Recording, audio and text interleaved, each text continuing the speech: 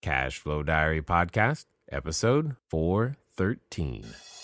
Welcome to yet another exciting episode of the Cash Flow Diary Podcast, the podcast that teaches you insider tips, tactics, and strategies for creating leverage streams of cash flow into your life. Learn from top-performing entrepreneurs, business owners, investors, and thought leaders from across the globe as they share their secrets to success.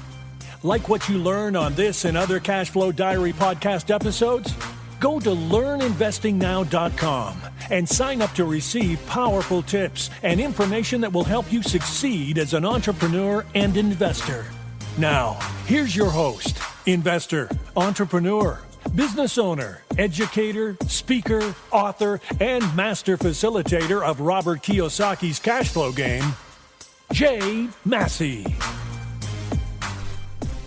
All right, ladies and gentlemen, welcome to another episode of the Cash Flow Diary Podcast. I'm your host, Jay Massey, and I'm glad that you're here today because I know this about you. I know that you have said things to me and to yourself and to your friends like, you know, I would totally crush my business if I just had the money. You know, I would go out there and change the world if my business could grow. But I can't find the money that I need to make it happen. Well, here's what's interesting, is that there's more ways than one to skin that proverbial money cat. And I have with me today a gentleman who I believe is going to open your eyes, as well as mine, to a completely new way of attracting more capital and, more importantly, making your company go public. You're like, what? My company? Yes, your company. I know you're thinking, Jay, how much is that going to cost? Well, you're going to be surprised at the answer, because I have with me today none other than Clark Nichols. He has helped, now listen, 45 companies go public in his decades of service to the entrepreneur. You got to understand, he says it all comes down to a simple business plan. I know you're interested. I know you want to know where to find the money and how to get it done. So break out that pad, that pen, whatever you're using to take notes, and let's listen to Clark Nichols. Clark, you there? Yes, sir. Thanks for taking the time to be here today. Delighted to be with you, Jay. So this being your first time here, what I got to do is I got to ask you the same question I tend to ask everybody the first time that they're here. Are you ready? Yes, sir. All right. So I tend to look at today's entrepreneurs a lot like yesterday's superheroes. You know, Batman, Robin, Wonder Woman, Superman, etc. And I think entrepreneurs and superheroes have a ton of things in common. Chief among them is that a superhero and entrepreneur, we can occasionally imagine ourselves flying around town with capes and tights and saving our customers and doing all kinds of interesting things. Also, like a superhero, an entrepreneur has a beginning. So if you think about Spider-Man for a moment, well, there was a time where he was just a college kid, you know, going to school, getting good grades, and taking some photos to try to make ends meet. Then one day he gets bit by a spider, and he's got a newfound ability that he gets to go out and choose to use for good or for evil. So my question to you is as follows. Before all of the publishing of books, before helping companies go public, before doing all the things that people know you for now, before all of that, what we want to know is, who is Clark Nichols? Taught school for 2 years. Okay. And I couldn't handle it. Got it. I thought I was a good school teacher, and the students thought I was good, but I was just dying inside. And from what I had no idea, you know, just being a street kid who managed to get through college. And I wound up on a national lecture tour teaching Peter Drucker's Principles of Management in Business. Now, you know, anybody that's as old as I am, I could spend 2 hours on my background, but that's not of the greatest interest to your people, to your clients. What I want to talk to them about is how I got into what I'm into now. I wound up from that doing mining operations in Brazil. Had offices in New York and was very, very successful. Then when I was in my mid-30s, in a matter of 6 months, I lost $6.4 million. In 6 months? Yep. Awesome. Yeah. You didn't want to spread that out, huh? There was a time when Jimmy, well, here's another thing too, is, as you know, from entrepreneurs, you cannot be afraid of failure. Right. And I thought my wife would be very depressed. She just says, you'll be back on your feet in a matter of a couple of months. What happened was, Jay, an attorney who did not know I was broke, asked me to take over a public company, a mining company, but it was a gold scam where the board of directors were selling stock out of the trunk of their car for a nickel a share. Wow. He was afraid he'd lose his law license along, of course, these guys are going to go to jail. But he knew that I knew something about mining because of my work in Brazil. He made me a 6-figure offer if I could somehow figure out how to clean up the mess. Well, I needed to do something to make money, so of course. And I knew nothing about public companies. I had no mentor. I had to figure it out myself like most entrepreneurs do. I turned the board of directors into the Minnesota Securities Division for being too stupid to know any better. They'd never had anybody else turn themselves in for that kind of illegal activity. So they said they can never be involved in a public company again, and they, of course, had to resign.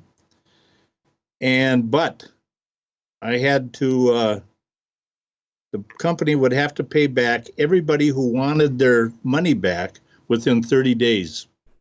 Wow.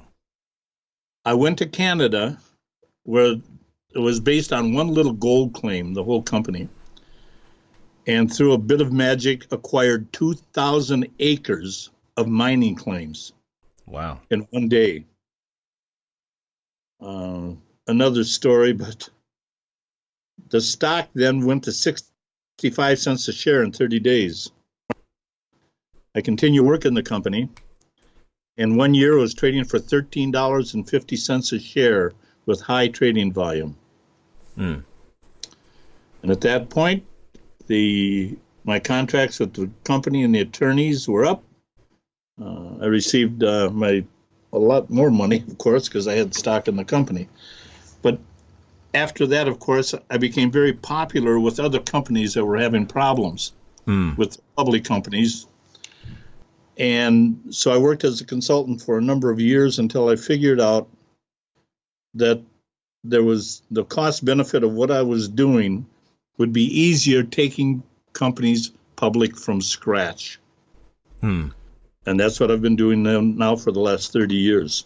Interesting. Now, you started this in mining. I'm going to assume that this isn't restricted to that industry. Oh, heavens no. Currently, I've got a hospital corporation. I have a water bottle company. I have assisted living, a company called Healthcare, which is going public, a sleep apnea company. So, no, it makes no difference, sir. Got it. Well, I know that a number of the people that are listening, they may not actually have a quote unquote company yet, may not even be in terms of, revenue generating any at the moment, or that famous term of we're pre-revenue right now, which I always find is funny. But so how can someone in that position actually begin to utilize some of the techniques that you're talking about without like ending up a minority owner or just giving up everything that they've already started working for? I don't have to worry about it. Oh, incidentally, as far as people that have a full-time job and thinking about the next step. Yes. Yeah, is what you're doing part-time starts making more money than full-time, then quit your other job. Got it. Anyway, let me give you a good example. There was a company in Oregon that wanted to build assisted living facilities. This is about 20 years ago. That would house 40 patients. A very, very unique architectural design. And they called and said, can you help us raise $2 million to build this facility? I said, I have no idea how to do that. And they said, yes, but there's other companies that you've done this for. I said, no, not like this. I can't raise it for one. That's just a real estate project. I need a public company. Your business plan is too small. They flew me out to Oregon so I could take a look at one that was almost like the one they wanted to build. So I sat down, I said, listen, you have no money. You have the architectural plans, and that is the extent of your business plan. The next step that we have to do is work on your business plan. So I have one question to ask you. Can you build 1,000 of these if we got you the money? Oh, wow. And they said, well, what do you mean 1,000? I said, all over the United States, is there enough room? Can you show demographically that there's enough room for 1,000 of these facilities? They said, well, yes. I said, well, good. That's your business plan. Now, you want to raise $2 million for your model? I can do that. Nice. And I'll show you exactly how to do it. Well, that's interesting. So basically what you're saying in that situation is one of the challenges to raising capital could simply be that we're thinking too small? Exactly. If you're a public company, as soon as people can see the horizon, they can see where it ends, that is where your company's growth stops. And that's when they stop investing or start selling off their stock and go to something else. When you see the stock prices that are quoted, and if you're going to Fox Business or any of the other, or Bloomberg, well, here, let's use Trump when he gets elected. Immediately, within 24 hours, the stock market started to soar. Something like within a couple of months, it's up like 20%, with nothing changing in government. People buy that stock based on what they think the future holds for it. So if they think that if you're going to lower corporate taxes, that the company is going to have more cash to build and expand, now they start buying stock. If we were to suddenly say we're going to tax 90% of all business income, small business, 90%, everything would crash, right? Because they know that there's a big cloud on the horizon and these companies aren't going to make any money. Everybody put their cash in the mattress. I see. So when it comes to the ability to raise capital, I mean, if I'm raising capital, let's take your example, suddenly for 1,000 locations, that's a completely different business than maybe we were imagining at the beginning. And that requires a completely different skill set than the entrepreneur we might have. The skill set for the entrepreneur that starts, when I say that I've never had a failure, Jay, is I have very low standards. Okay. They're going to survive for about 2 years. I see. Now, in the case of that assisted living facility, and they did indeed build the one and things look great, after a couple of years, the Peter principle kicks in. And they're going to outgrow their ability to run a very large, growing public company. And it always happens. But the good news is that if they're successful in that 2 years, somebody else is going to buy them out. I see. It's tax-free on a stock-for-stock exchange basis. In other words, a bigger public company. Oh. Let me give you an example. It's a gentleman that I've talked to a couple of days ago out of Arizona, which I believe I will be taking public. He has a very unique business plan, but he's selling bottled water. Well, you can't compete in a bottled water against Coca-Cola and everybody else in the world that's in that particular market. But he has a niche that nobody has touched. Mm. And it was very, very unique. Mm-hmm. But I said, you're not going to last more than a couple of years. So why is that? I said, as soon as you start making the profits and doing what your business plan states, they're going to come and buy you out, and you will not be you cannot afford not to sell. Right. So you'll be going off to the next one. Let me give you. Can I give you another example? Yeah. Go ahead. Sleep apnea company in Albuquerque, New Mexico. A little strip mall, one bed laboratory where people come in and test their sleep.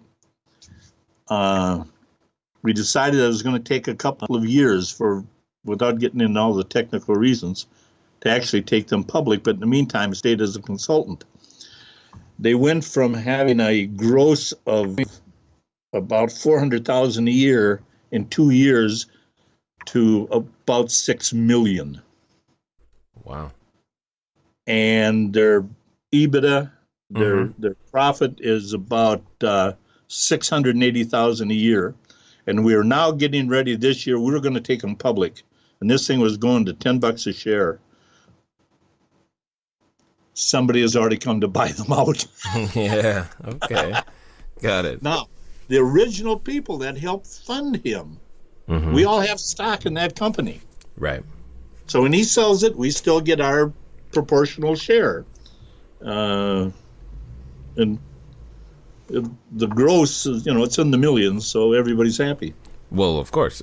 So when it comes to going through this process, the getting the company public, having the bigger idea, I mean, traditional thought would be that this is either it's too time consuming, it's too complicated, or it costs too much money. What don't we know that that makes this suddenly possible for the small guy? All right, everybody. Thanks for listening, and I'm glad that you are enjoying what you are hearing thus far. But here's one of the things that's really important.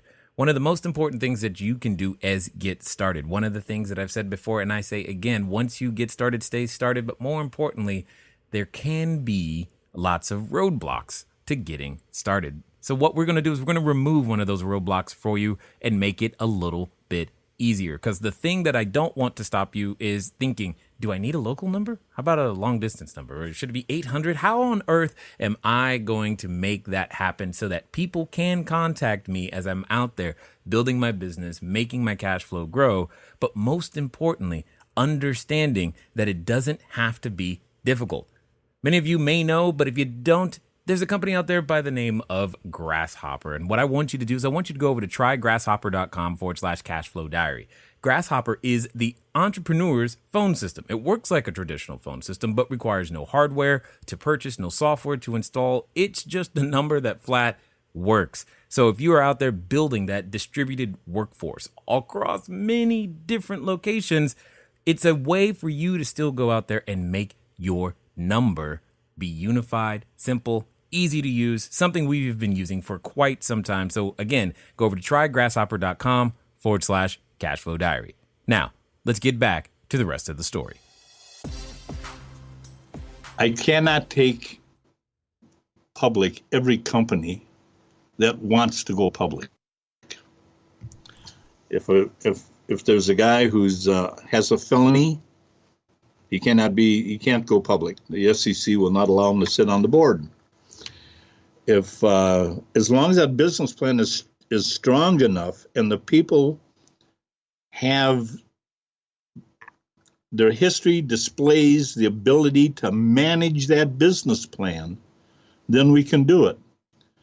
Now, when it starts out, it takes about from scratch, Jay, it takes about 5 months, 4 to 5 months, to get your approval and your trading symbol from the government.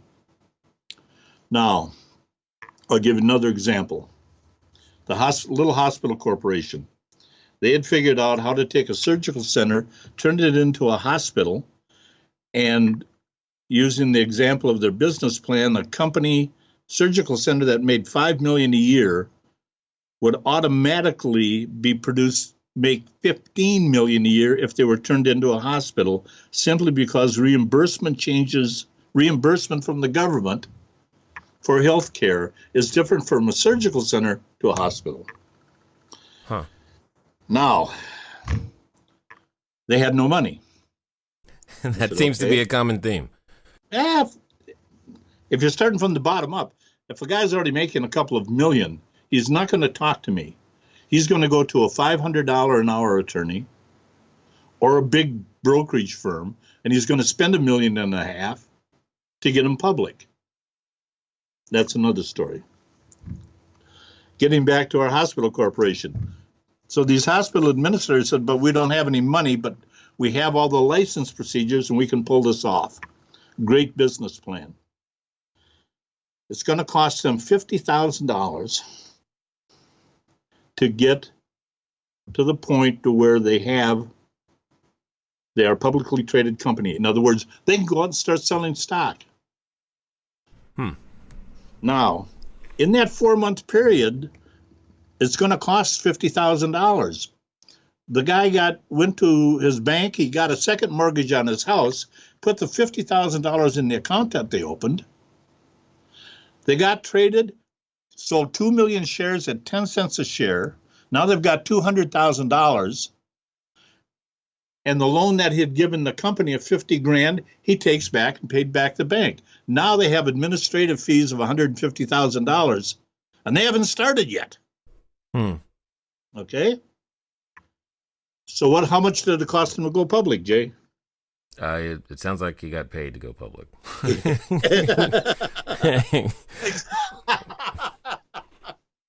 You're right. Got it. Got $150,000 in account. Now we start building the company out. Interesting. Okay. So the thing is, go ahead. No. Go ahead. The key, of course, is being able to pull off that kind of a business plan. When I sit down with the companies, and it takes me about 3 hours to go from A to Z. Mm-hmm. But everything can be independently verified before they take one step forward to go public. Everything's available on their computer. Nobody can lie, cheat, or steal at any level of this. People in business, everybody will run into somebody who will go back on their word or do something wrong. You do that in a public company, you're going to jail. Okay? Nobody can lie, cheat, and steal, and that includes me. But they don't have to worry because everything can be independently verified. Mm-hmm. If I tell you, if you do this with your company is going to trade in 12 months for $15 a share. I can prove it before they start. Got it. Okay. Now, in the process, though, one of the things that, at least that crosses my mind is it's no longer my company. Like, why? Good question. Because what you've done is you've given up equity. Mm-hmm. You've given up some future equity. Let's say, when we start out with the company, let's say that the insiders, the president of the company or who's ever starting, will have 20 million shares. Okay. Now he sells to get that first $200,000 at 10 cents a share. He sold 10% of the company. Right. So he's given up. He's given up that kind of equity. But the point is he will never lose control of that company, because when we set it up, his stock will be the only voting stock. I see. Now, I can remember years and years ago, Rockefeller owned one of the richest men in the United States out of New York, and he had the big bank, and he'd pull up every morning in a limousine, and they'd let him out, and he'd go in, and he's worth all the money. He owned 5% of the bank. But his was the only voting stock. If he wanted to vote himself $50 million a year salary, that's the way it was going to be. And you look at Bezos and Amazon, it's the same thing. They're down I don't know what he is. He's down somewhere around 10 or 12%. He's one of the richest men in the world. It's control. That's all you're looking at. You build it out in control. If, for example, let's use our hospital corporation. It's going to cost about $10 or $15 million to do their business plan. If they bring in a partner, that partner may say, well, I want 51%. Well, he can have 51% if he wants, but he doesn't have voting control. Got it. Okay? Got it.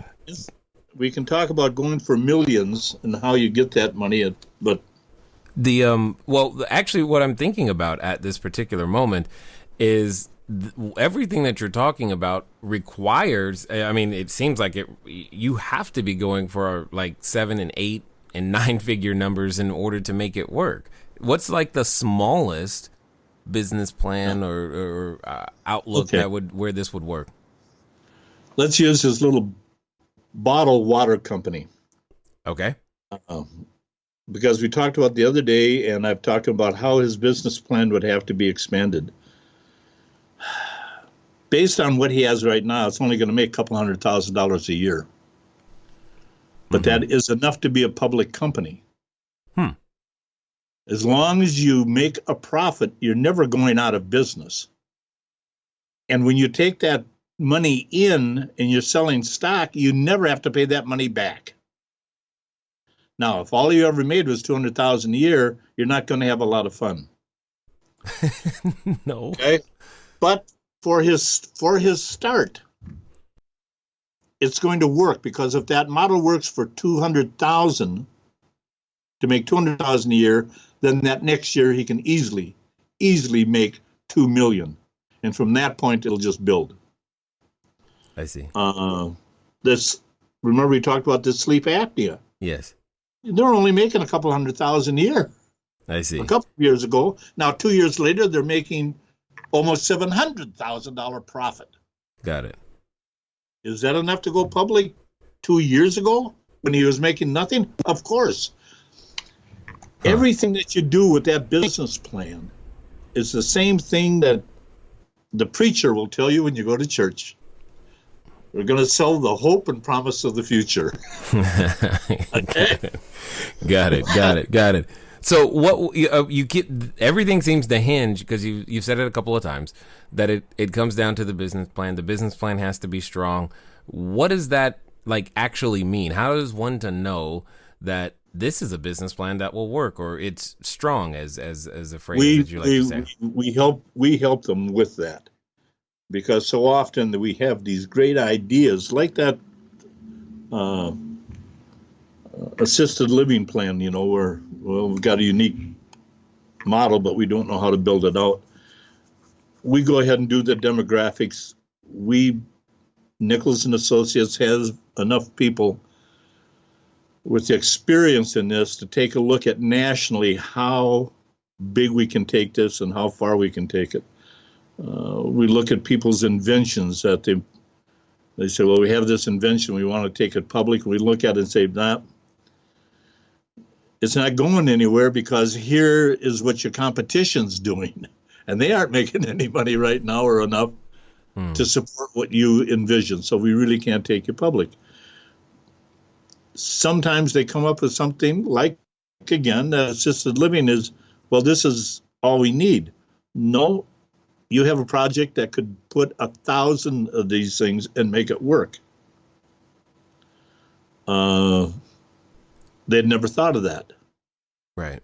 We have to, because when we take a company public, we do all the work, all the paperwork, the attorneys, CPAs, everything. What's put in front of the client is, here's what we're going to send to the Security and Exchange Commission. You go ahead and review it and send it off to the attorney. He's going to forward it to the Security and Exchange Commission. We do all the paperwork. We set up how the business is going to be structured, everything. But nothing is done, of course, that the client does not approve. Mm-hmm. Got it. Okay. There just seems to be that seems to be a lot to do in that, and never having heard of doing it this particular way is probably, I would assume, a unique challenge. So what would you say are some of the things that prevent entrepreneurs from actually pursuing or considering this? Because the main thing I keep hearing you say is that we as entrepreneurs are thinking too small, and if we just knew that we had other resources, we would. But other than, our, we'll say, limited thinking, what would be the thing that you have found that prevents more of us from trying to serve more people with our great ideas? You just said it, limited thinking. People are afraid of failure. And that's one thing that the entrepreneur has to devoid himself. I mean, what was the illustrator? Walt Disney? Walt Disney had 15 bankruptcies before he drew a mouse. Right. Well, hey. The point is, you cannot be afraid to fail. But the beautiful part of this is that if you're a public company, when you are selling that stock, you're giving somebody a piece of paper, 8 by 11, that transfer agent print it up, and you get the cash. You don't have to pay it back. Yeah. Don't lie, cheat, or steal. Do it honestly. If you say that if I take this money, this is what I'm going to do with it to help that company grow, and you have no debt. Got it. I don't know. No, I get it. I get it. And I hear it.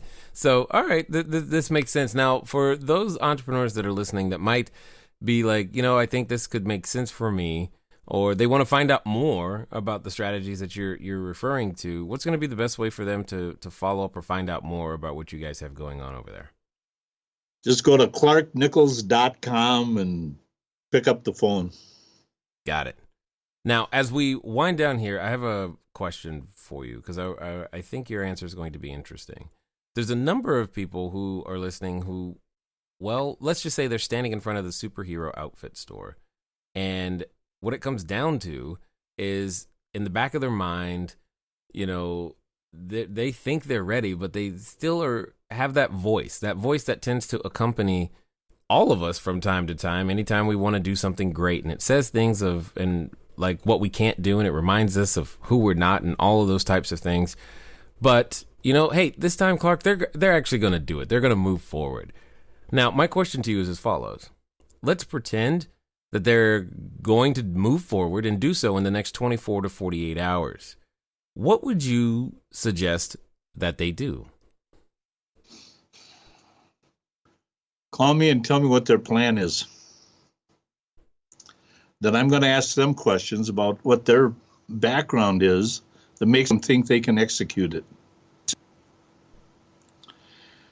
If both of those things work out, I'll show them how we're going to start getting the money and how we go forward.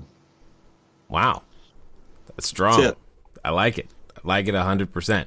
Well, I definitely appreciate what you're doing for entrepreneurs, because, again, when you can remove those roadblocks, and capital being one of them, lots of great things come to the economy and tends to help lots and lots of people. So, and I definitely appreciate you taking the time to share your knowledge, your insight, as well as your wisdom here with us today at the Cashflow Diary. Jay Massey, you've got a great podcast. Look forward to next time. Maybe we can do something on public relations. Sounds great. All right, Okay, ladies and gentlemen, you know what time it is. It's time for you to move at the speed of instruction. What does that mean? That means go over to clarknichols.com, because you've been looking for the money. And hey, you just learned from someone who can find it. Ladies and gentlemen, it's been fun talking to you guys today. I look forward to talking to you again soon. Until next time.